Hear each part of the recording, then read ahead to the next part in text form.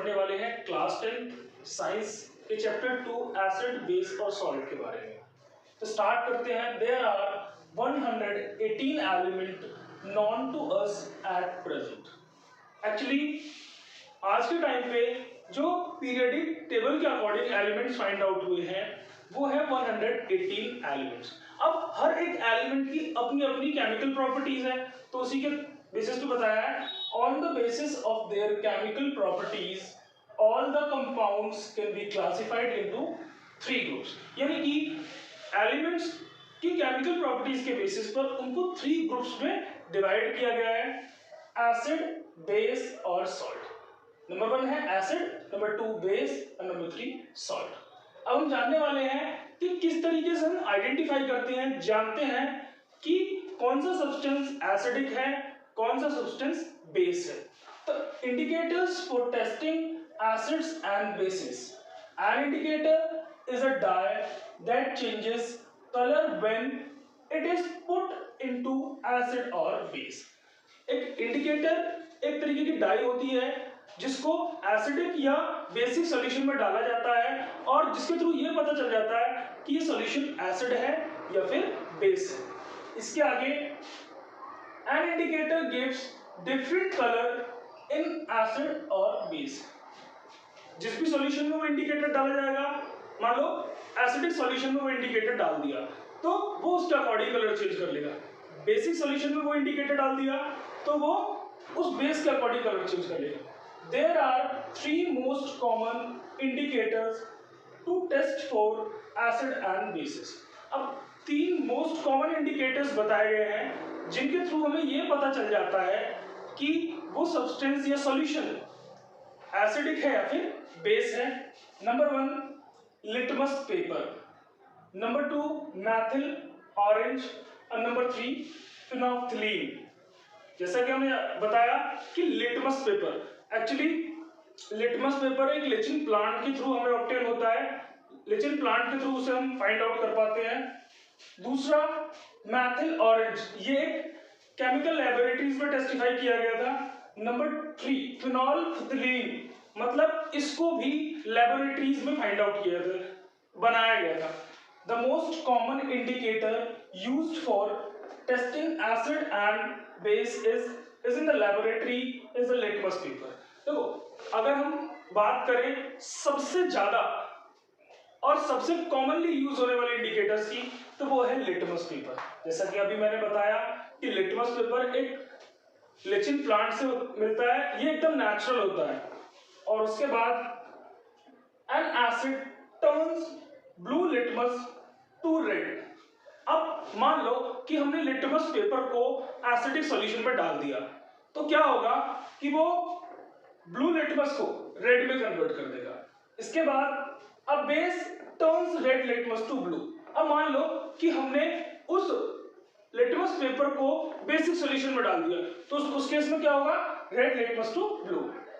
Litmus paper is a natural indicator whose neutral colour is purple. Litmus paper एक natural indicator है जिसका neutral colour, neutral मतलब न तो वो एसिडिक कंडीशन में होता है ना ही बेसिक कंडीशन में होता है, उस केस में उसका कलर होता है पर्पल।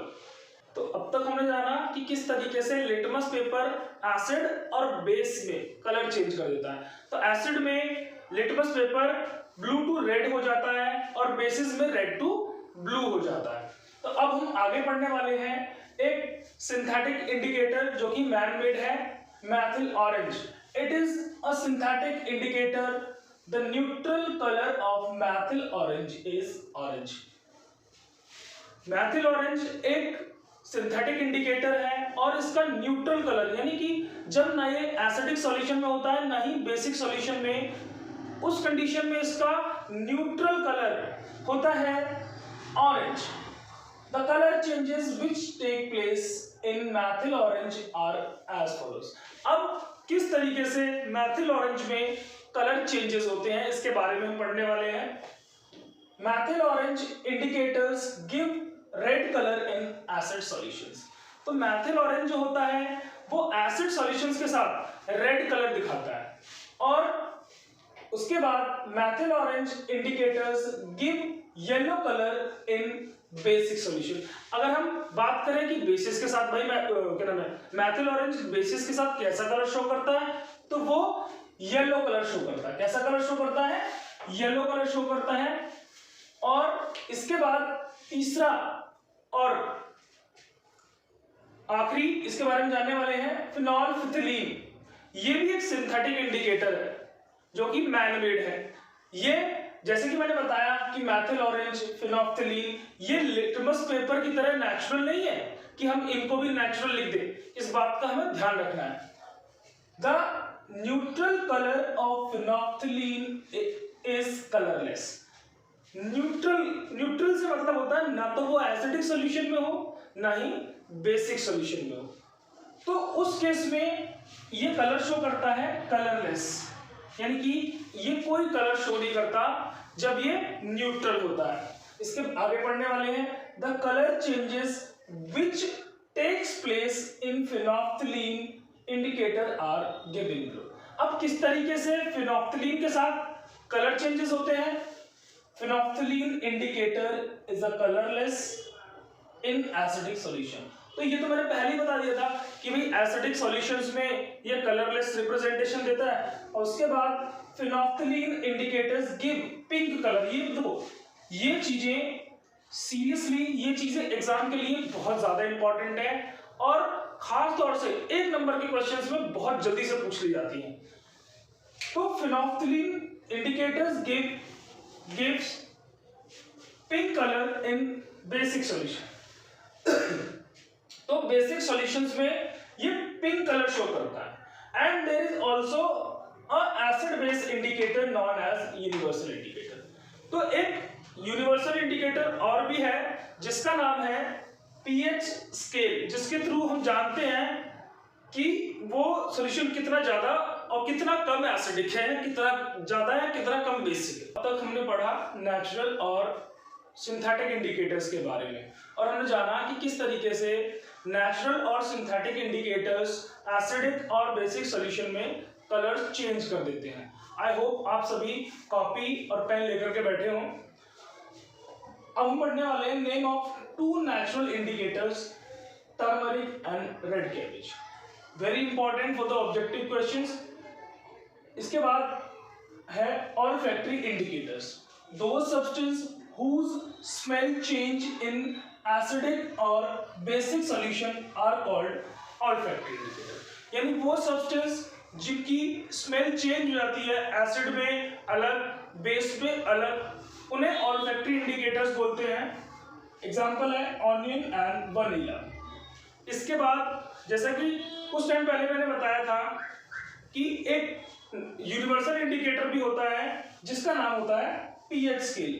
पीएच स्केल के थ्रू हम ये जान लेते हैं कि सॉल्यूशन अगर एसिडिक है तो कितना ज्यादा एसिडिक है, अगर बेसिक है तो कितना ज्यादा बेसिक है, या फिर कितना कम एसिडिक है और कितना कम बेसिक है। तो इसी के साथ हम जानेंगे, ये एक पीएच स्केल को मैंने यहाँ पे रिप्रेजेंट किया है। इसमें 1 to 14 तक की नंबरिंग होती है।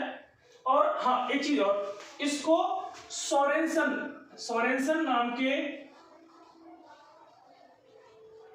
एक साइंटिस्ट थे जिन्होंने पीएच स्केल को डेवलप किया था, जिसके थ्रू हम जान लेते हैं कि जो सॉल्यूशन है वो कितना ज्यादा या कम एसिडिक और बेस है।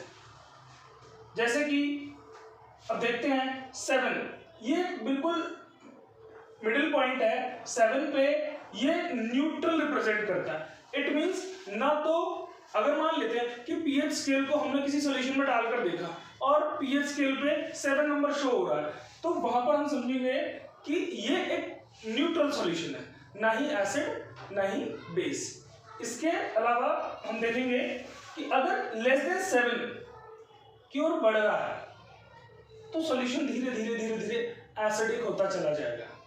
अगर मोर देन 7 यानी आगे 7 से आगे 14 की तरफ इंक्रीज हो रहा है तो ये मोर बेसिक होता चला जाएगा।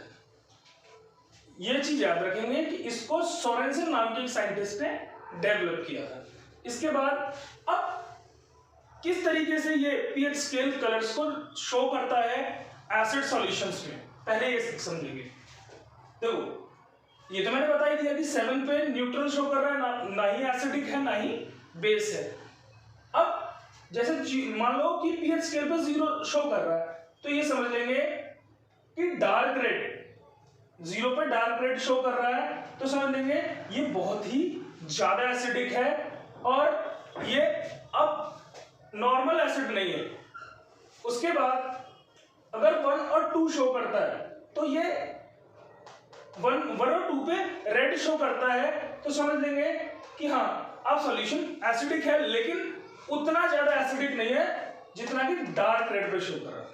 उसके बाद 3 पे ऑरेंज रेड शो करेगा, यहां भी सॉल्यूशन एसिडिक ही होगा। 4 पे ऑरेंज, 5 पे ऑरेंज येलो, 6 पे ग्रीनिश येलो, 7 पे ग्रीन। यानी कि न्यूट्रल केस में जो पीएच स्केल इंडिकेट करेगा वो ग्रीन कलर शो करेगा। उसके बाद अगर बेसिस की तरफ बात करें, तो बेसिस के लिए जैसे नंबर यहाँ पे 8 है, 8 में ग्रीनिश ब्लू, यानी 8 नंबर पे ये ग्रीनिश ब्लू कलर शो करेगा। 9 नंबर पे ये ब्लू कलर शो करेगा।